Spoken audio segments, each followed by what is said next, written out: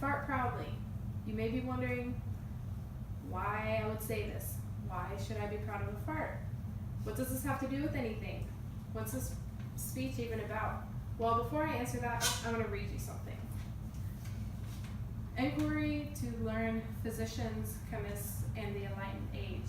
It is universally well known that in digesting our common food, there is created or produced in the bowels of human creatures a great quantity of wind. That the permitting of this air to escape and mix with the atmosphere is usually offensive to the company from the fetid smell that accompanies it. That all well-bred people, therefore, to avoid giving such offense, forcibly restrain the efforts of nature to discharge that wind. That, so retained, contrary to nature, it is not only gives frequently great present pain, but also occasions of future diseases and sometimes destructive to life itself. Were it not for the obviously offensive smell accompanying such escapes, polite people would probably be under no more restraint in discharging such wind in company than they are in spitting or blowing their noses. So, do you understand what or who my speech is about yet? Probably not. So I'll just go ahead and tell you. It's about Benjamin Franklin. This piece that I just read to you is an essay called Fart Proudly, written by Benjamin Franklin. This was from an article I found in the archives by Humor in America. But now that the fun part is out of the way, I'm going to proceed to tell you the purpose and topic of my speech. But don't worry, I'm not going to bore you with facts about his early life, education, and life story, and so on. But I'm hoping to point out a few things he did throughout his life that really meant something to me. In the end, it will make sense, I hope. Anyways, here's my topic. Benjamin Franklin wasn't limited to any specific occupation, for he was a politician, a writer, a scientist, an inventor, and even a swimmer. He was a man of many hats, you could say. And here I'm going to discuss the many aspects of Ben Franklin's life. First on my list, he was a politician. According to Larnaudeau's article, he was in the committee of 5 that drafted the U.S. Declaration of Independence. Even though Jefferson wrote most of the Declaration, Benjamin Franklin contributed several important changes and also signed the Declaration and was the oldest person to do so. Next, he was a writer. He wrote many articles and essays and books, including this piece that I read to you from Fart Proudly. One of his most famous works was the Poor Richard's Almanac, like this one. This isn't the exact replica, of course, but this is what it will look like. According to Benjamin Franklin Historical Society, it contained all sorts of interesting information such as a calendar, weather predictions, sayings, poems, and demographics. It also included some of his own personal recipes, trivia, advice, and proverbs.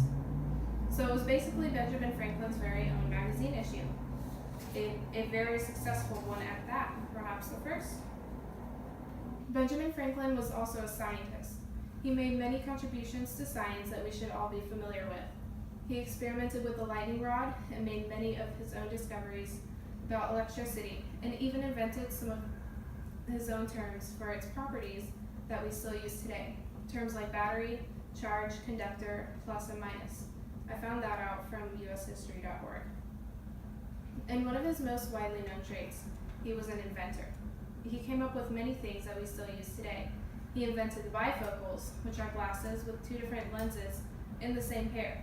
As the Franklin Institute puts it, the lens for distance is at the top, and the lens for reading is at the bottom.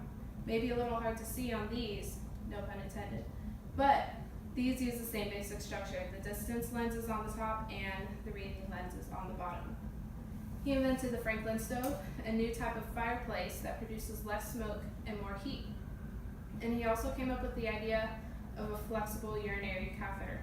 I'm not going to show you guys an example or explain how it works. I just wanted to give him the credit for it. And on the topic of Benjamin being a swimmer, well, that was only in his childhood. But even at the age of only 11 years old, he still had a very innovative mind. He came up with the idea of swimming fins. And from the Franklin Institute, he used 2 oval pieces of wood that, when grasped in the hands, provided extra thrust through the water. And he even wrote an essay called On the Art of swimming, all while he was 11 years old.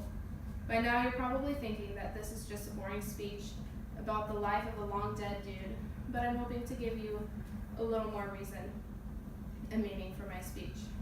From the time Benjamin Franklin was a young boy until the day he died, he was always doing something great. Sure, sometimes he made mistakes, sometimes he did something dangerous and stupid and got hurt, but he made the best of it and learned from his experience. Yes, I'm talking about his experiments with the lightning rod. But that sounds a lot like the rest of us, doesn't it? We all make mistakes, sometimes the same ones over and again, and we all learn from our experiences. And just like Benjamin Franklin, we can all do something great. We don't have to be defined by one aspect of our lives. Who says you have to choose just one thing to do? Old or young, innovative or passionate, you don't have to limit yourself to just one of your passions. If you have many, pursue them all.